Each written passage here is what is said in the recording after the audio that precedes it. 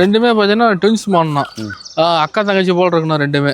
அவ்வாறு போல்னா ரெண்டுமே பார்த்தீங்கன்னா கிராஸ் மாடன ஜெர்சியில் கிராஸ் பீடான மாடுங்க.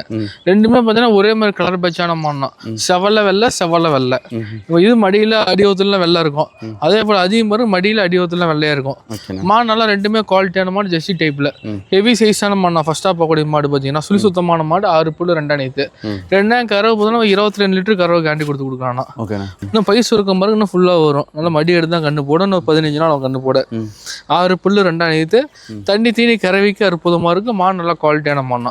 அடுத்தா போகக்கூடிய மாடு பார்த்தீங்கன்னா ஜெர்சியில் இது கிராஸ் ஸ்பீடான மாடு ஹெவி சைஸான மாடுனா. இது 2 பார்த்தீங்கன்னா 22 லிட்டர் கறவை இது ஷோரா எதிர்பார்க்கணும்.